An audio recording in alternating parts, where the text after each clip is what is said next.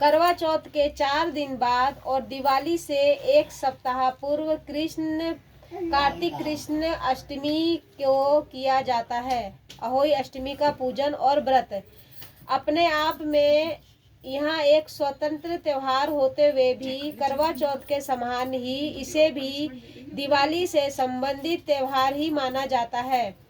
अहोई अष्टमी के इस व्रत में पूजा उसी स्थान पर लगभग उसी प्रकार से की जाती है जिस प्रकार करवा चौथ के व्रत में करते हैं और चंद्रमा को अर्घ्य देने के बाद ही अंजल ग्रहण किया जाता है।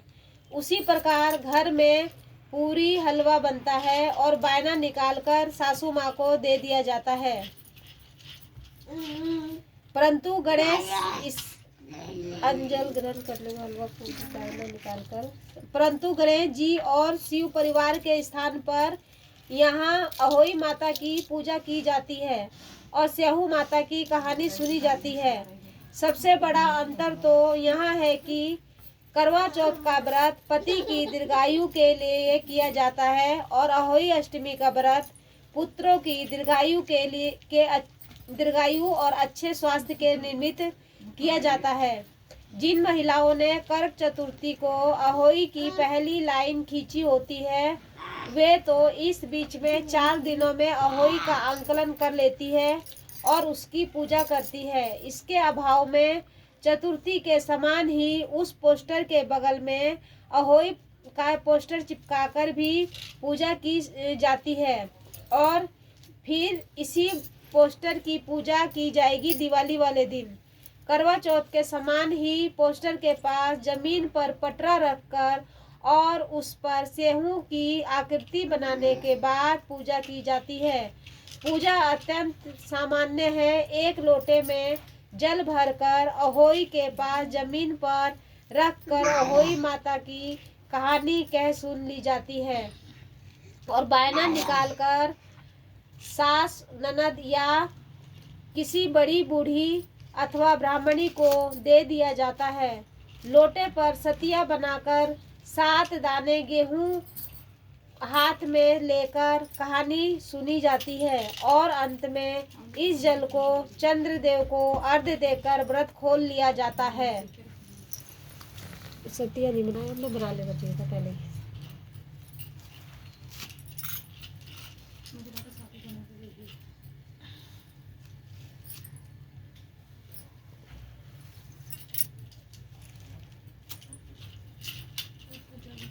लोटे में बनाते हैं ना, वो नहीं बनाया।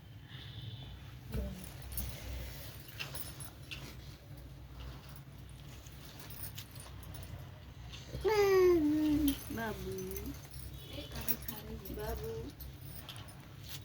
खाती है। हाँ, स्याहू माता की माला और उजमन। कुछ क्षेत्रों में पुत्रवती माताएं अपने पुत्रों की दीर्घ जीवन हेतु आज के दिन अहोई की माला भी धारण करती है जो दिवाली के बाद उतारकर रख दी जाती है। केवल पुत्रवती महिलाएं धारण करती है यहाँ विशिष्ट माला। जब महिला के प्रथम पुत्र हो जाता है तो वहाँ सुनार से चांदी की एक स्याहू और 2 मोती बनवाकर एक धागे में डालकर रख लेती है। अहोई पूजने के बाद इस माला को माँ अपने गले में पहन लेती है और दूसरा पुत्र उत्पन्न होने पर माला में चांदी के 2 मोती और डलवा लिए जाते हैं। इस प्रकार महिला के जितने पुत्र होते हैं उसके दुगने मोती होते हैं इस माला में। जबकि स्याहू के चित्र का पेंडिल एक ही होता है। दिवाली के बाद इस अहोई की माला को उतारकर इसकी पूजा करके और गुड़ का भोग लगाकर जल के छींटे लगाकर अगले वर्ष उपयोग के लिए संभाल कर रख दिया जाता है। इस प्रकार महिला के जीवन भर काम आती रहती है यह माला। अहोई की यह विशिष्ट माला तो प्रत्येक परिवार में धारण नहीं की जाती, परंतु घर में पुत्र का जन्म अथवा पुत्र का विवाह होने पर उस वर्ष अहोई का उजमन प्राय प्रत्येक महिला करती है। बहुत ही आसान है ये उजमन। यहाँ वायना और मायके से नहीं आता, बल्कि अपने घर से ही निकाल लिया जाता है। करवा चौथ के वायने के समान यहाँ वायना भी सासू जी या जिठानी को या नंद को दे दिया जाता है।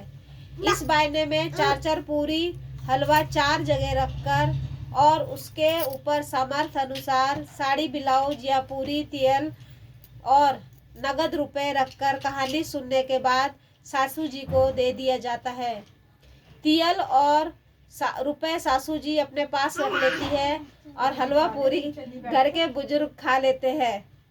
अहोई माता की कहानी। बहुत पहले की बात है। एक नगर में एक साहूकार रहता था। उसके 7 बहुएं तथा एक कन्या थी। दिवाली से पहले कार्तिक के कृष्ण पक्ष की अष्टमी को 7 बहुएं अपनी इकलौती नंद के साथ जंगल में मिट्टी खोदने गई। खदान में जहाँ वे मिट्टी खोद रही थी, वहीं स्याहू की माद थी। मिट्टी खोदते समय ननद के हाथ से स्याही का बच्चा मर गया।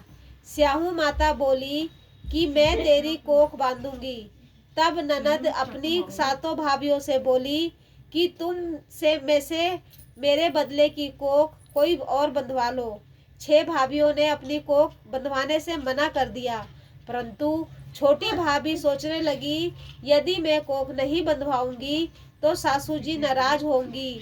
ऐसा विचार उसने ननद के बदले अपनी कोख बंधा ली।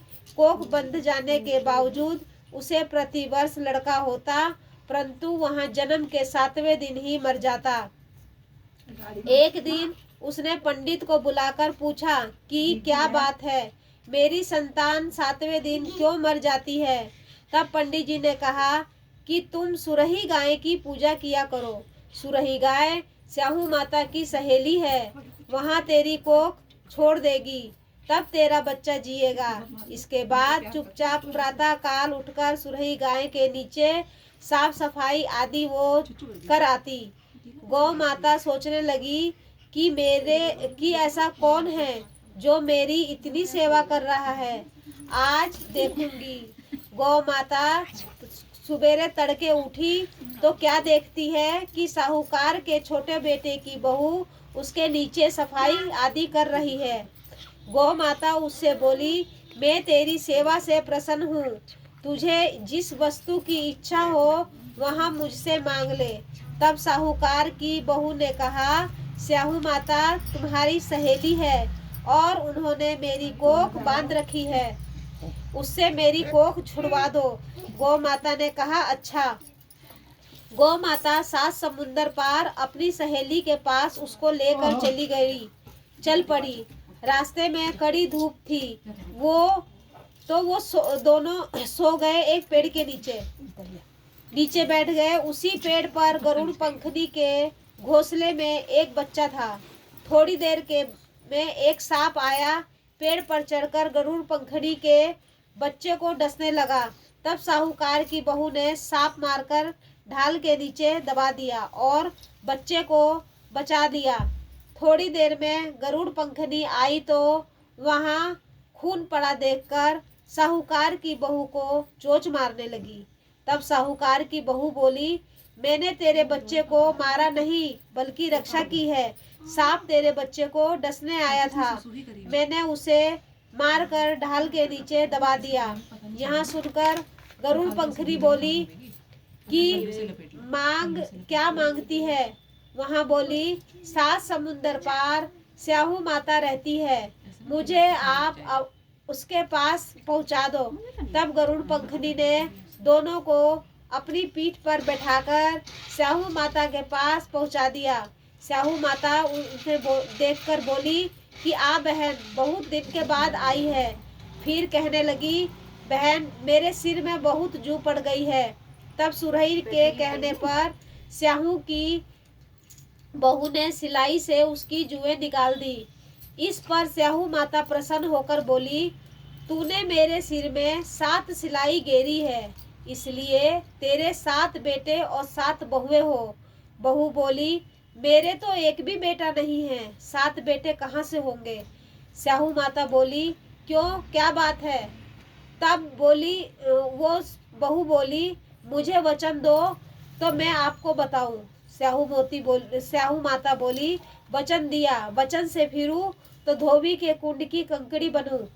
तब स्याहू की बहू ने कहा, मेरी कोख तो तुम्हारे पास बंधी पड़ी है। यह सुनकर स्याहू माता बोली कि तूने तो हमें ठग लिया।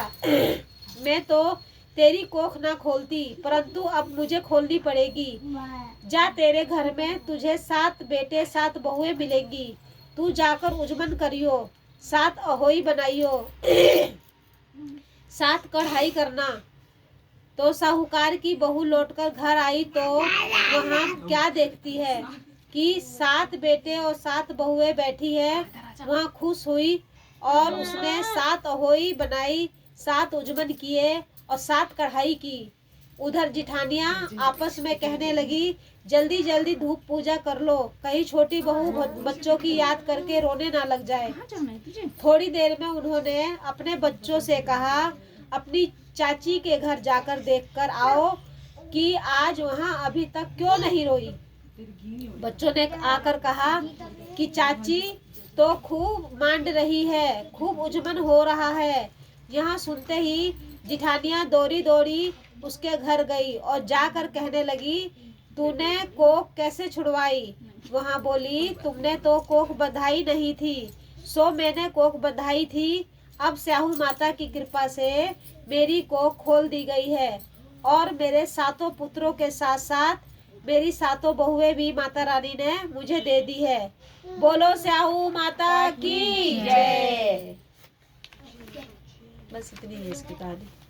गणेश जी बनेंगे। वो तो करवा चौथ वाले में थी, इसकी यही कहानी अच्छा, है। बुढ़िया ने ठगी वाली करो जी। हाँ। अच्छा, वो पड़ी नहीं थी उसमें करवा चौथ में। कौन सी? करवा वो गणेश जी वाली वो पड़ी थी कि 9 करोड़ की माया वाली निरोगी का नहीं पड़ी थी, छूट गई थी वो नहीं पड़ी थी ना, इसने पड़ी थी ना, बंदर ने, वो छूट गई नहीं थी। नहीं, जितनी बोलती मैंने ना सीधी रिद्धि सीधी दाता वो की ना, वो कहानी थी उसमें। वो आगे हो गया, तो हमने मना कर बोला दिया नहीं, मेरे वो को। ध्यान नहीं दिया वो। ध्यान दिया था ना।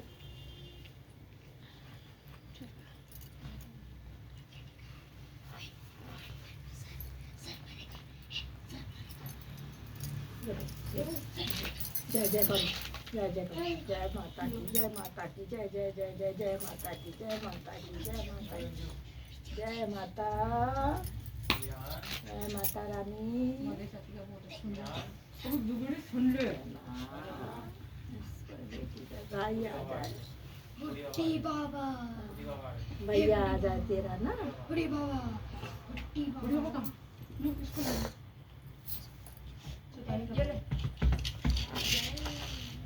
गें चला ले। हाँ, ये गें चला ले बस।